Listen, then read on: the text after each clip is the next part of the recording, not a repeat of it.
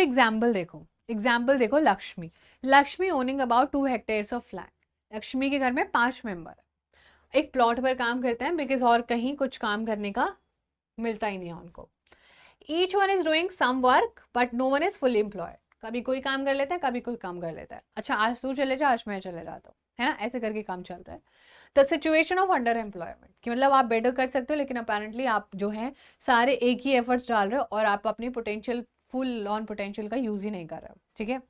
This kind of underemployment is hidden and in contrast to someone who does not have a job, it is clearly visible as unemployed. अब यहाँ पर लगता है कि एक इंसान है जिसके पास बिल्कुल काम नहीं है, वो सामने से दिख जाएगा कि इसके पास कोई काम नहीं है, लेकिन इस सेक्टर में विच इज़ एग्रीकल्चर सेक्टर चीज़ें छुपी हुई होती हैं और इसमें दिखाई नहीं देता है कि एक्चुअली में बंदे के पास काम है या नहीं है। And hence it is called as disguised employment, और डिस्गाइज्ड का हिंदी में इंग्लिश में मीनिंग होता है छुपा हुआ, hidden. So it is called as hidden employment. Now you must be wondering कहाँ मिलेगा hidden employment? एग्रीकल्चर सेक्टर में। एग्रीकल्चर सेक्टर में आपको हिडन बेरोजगारी देखने को मिल जाएगी। ऑलराइट एवरीवन, देखो अब आप बोलोगे कि जब इतनी सारी प्रॉब्लम है तो प्रॉब्लम का सोल्यूशन तो करे कोई, है ना। When we have certainly so much of problem we need to figure out कि हम और ज़्यादा एम्प्लॉयमेंट कैसे क्रिएट करेंगे, हम और ज़्यादा चीज़ों को कैसे आगे लेके जा सकते हैं, how we can actually create more employment, how to create more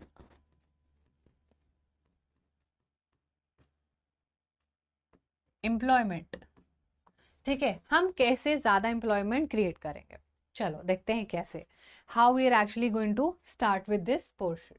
everyone, take the case of Lakshmi with a 2 hectare plot of unirrigated land, है ना। हमने क्या करा, हमने केस जो अभी लक्ष्मी वाला पढ़ा था वही केस हमने 2 हेक्टेयर का लिया। लक्ष्मी को अगर हमने क्या बोला देखो बताते हैं। गवर्नमेंट ने उसके लिए जो है मनी दिया और बोला कि अच्छा आपको जो भी सारी चीजें चाहिए आप बैंक से लोन वगैरह ले लो, बढ़िया। If the government invest some money, transportation, storage, crops, ये सारी चीजें जो सड़कें अच्छी बना दे, promote and locate industry and services in the semi-rural areas where a large number of people may be employed. So अब क्या होगा मैं बताती हूँ आपको क्या होगा।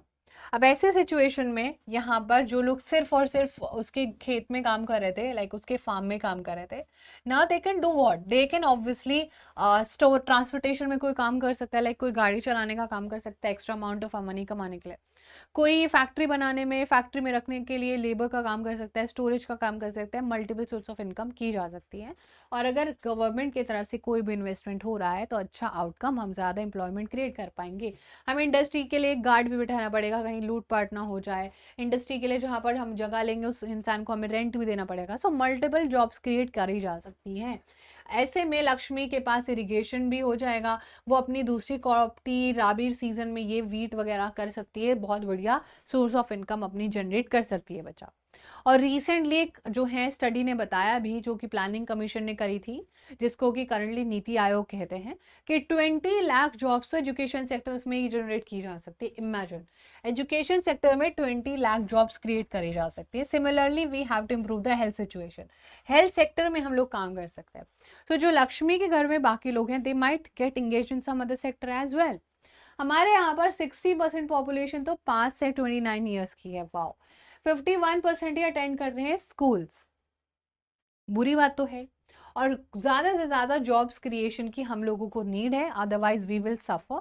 अदरवाइज हम लोगों को चीज़ें बहुत ही ज़्यादा कंफ्यूजिंग यहाँ पर लग सकती है, बहुत सारी चीज़ें हमें यहाँ पर समझ में नहीं आएंगी बच्चा पार्टी। ओके चलो, now since we have the planning commission से कि टूरिज्म भी एक सर्विस सेक्टर का पार्ट है, टूरिज्म में भेज सकते हैं, है ना। लोगों को 35 लाख लोगों को जॉब मिल सकती है यहाँ पर।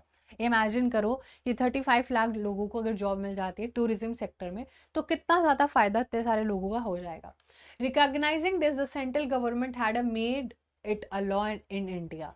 ठीक है, तो ये सारी चीज़ें, एक एम्प्लॉयमेंट करने के लिए सबको जॉब मिलनी चाहिए, तो हमने इसके लिए कुछ लॉ भी बनाया और वो लॉ था मनरेगा। ना MNREGA 2005 implementing the right to work in about 625 districts of India. Remember, this happens to be the most important section of this chapter. MNREGA government को लगा अब हमें कुछ करना पड़ेगा और गवर्नमेंट ने राइट टू वर्क लगाया जिसमें 625 डिस्ट्रिक्ट इंडिया की काउंट हुई और इसके फुल फॉर्म है Mahatma Gandhi national rural employment guarantee act. ये रूरल लोगों के पास, जिनके पास जॉब नहीं होती, उनको गारंटी देता है 100 डेज ऑफ जॉब्स का। Remember the term 100 days, 100 days of guaranteed employment by the government, की 100 दिन, like you have 365 days in a year and 366 in case of a leap year. So इनमें से आपको 100 डेज जॉब हम लोग provide करेंगे। अगर गवर्नमेंट फेल हो जाती है तो आपको उतना पैसा मिलेगा 100 डेज का। सो बेसिकली गवर्नमेंट को फोर्सफुली हमारे लोगों को जॉब देनी पड़ेगी, so that they have money, so they have money for their family. Alright everyone, so that was the most important part of this chapter.